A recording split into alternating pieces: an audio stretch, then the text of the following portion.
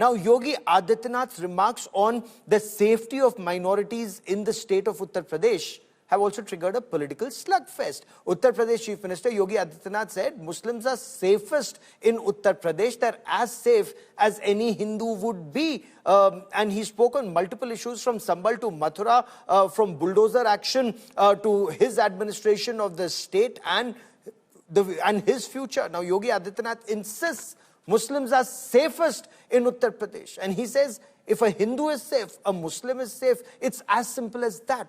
On the raging Sambal controversy, the Uttar Pradesh Chief Minister pledged to find every temple in Sambal. So far, 54 pilgrimage sites have been identified and located of the 68.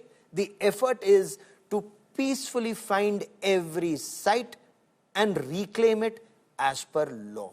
Samajwadi Party Chief Akhilesh Yadav insists Yogi Adityanath is afraid of losing his chair, and that is why he's speaking of Hindu-Muslim unity in the state now.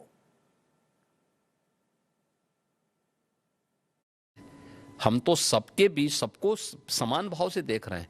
Uttar Pradesh में मुसलमान सबसे ज्यादा सुरक्षित है, सबसे ज्यादा सुरक्षित है। अगर हिंदू सुरक्षित है तो वह भी सुरक्षित है। अगर दंगे यहां यूपी में होते थे जो 2017 के पहले, अगर हिंदू की दुकान जलती थी तो मुसलमान की भी जलती थी, हिंदू का घर जलता था तो मुसलमान की भी जलती थी। और 17 के बाद से दंगे बंद हुए। अगर हिंदू सुरक्षित है तो मुसलमान भी सुरक्षित है। 100 हिंदू परिवारों के बीच में 100 हिंदू परिवारों के बीच में एक मुस्लिम परिवार सबसे सुरक्षित रहता है। उसको इसके पर्व और त्योहारों को, उसको अपने सभी मजहबी कर्मों को करने के लिए, या जिस मत और मजहब या संप्रदाय या सेक्ट का अनुयायी होगा उसको उस परंपरा के अनुसार अपने सारे धार्मिक मान्यताओं या उपासना विधि को पूरी स्वतंत्रता होती है। लेकिन मैं कहता हूं 100 परिवारों के बीच में, एक हिंदू की बात तो दूर करिए, 100 मुस्लिम परिवारों के बीच में 50 हिंदू सुरक्षित रह सकता है क्या? नहीं रह सकता। अब बांग्लादेश आपके सामने उदाहरण है, इससे पहले पाकिस्तान उदाहरण था, अफगानिस्तान में क्या हुआ था। ये चीजें दिखाती हैं जो स्वयं न्याय को, कानून को अपने हाथों में लेते हैं तो बहुत बार कानून के दायरे में रहकर के उनको सबक भी सिखाया जाता है। जो जैसे समझेगा उसको उसी भाषा में समझाना चाहिए।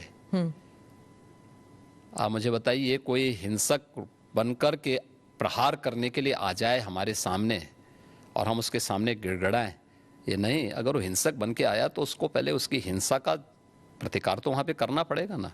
देखिए, जिसकी जैसी आस्था है, जैसी दृष्टि वैसी सृष्टि।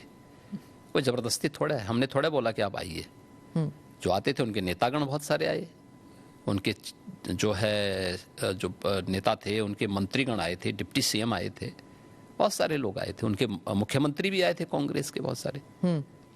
उनको बहुत बार अवसर मिला था। प्रदेश में भी 1947 से लेकर के और 1989 तक कांग्रेस की सरकार ज्यादातर रही है, तो उन्होंने इस दौरान क्यों नहीं जन सुविधाओं का ध्यान रखा? उस समय कुंभ के विराट स्वरूप को और वैश्विक स्वरूप को क्यों नहीं प्रस्तुत किया? हमारे मुख्यमंत्री जी ये बताएं, उनकी कुर्सी सुरक्षित है कि नहीं है? कहीं ऐसा तो नहीं कि हिंदू मुसलमान की जो अब सुरक्षा की भावना जाग रही है, कहीं ऐसा तो नहीं कि उनकी कुर्सी डगमगा रही हो? याद होगा जब उन्होंने एक बार योग किया था, कैसे एक टांग पे डगमगा रहे थे। कहीं ऐसा तो नहीं कि उनकी कुर्सी डगमगा रही हो, इसलिए वो कह रहे हो कि हमारे सब भाईचारा बहुत अच्छा है। अजय सिंह जी धीरे धीरे छोटा हिटलर बनते जा रहे हैं और मिनी हिटलर बनते जा रहे हैं नया उत्तर प्रदेश का।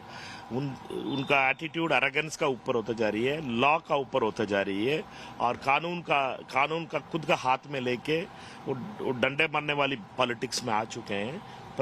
मुख्यमंत्री का कुर्सी इतना अहंकार दे दिया, बट वो सैफरन पहने में, इसलिए उनका हम बहुत मर्यादा पूर्वक शब्द यूज करना पड़ रहा है कि मीन्स वो बड़ा पवित्र कपड़ा पहन के पॉलिटिक्स करने वाला एक मिनी हिटलर बन गया योगी आदित्यनाथ। बेचारा शब्द का प्रयोग करूंगी मैं, और अनफॉर्चुनेट है कि ऐसे लीडर लोगों का प्रतिनिधित्व कर रहे हैं आज जरूरत है हमें एडवांस जाने की, आगे बढ़ने की। एक तरफ सुनीता विलियम ऊपर से स्पेस से आ रही है और दूसरी तरफ नीचे हम लोगों को 100 साल पीछे लेके जा रहे हैं।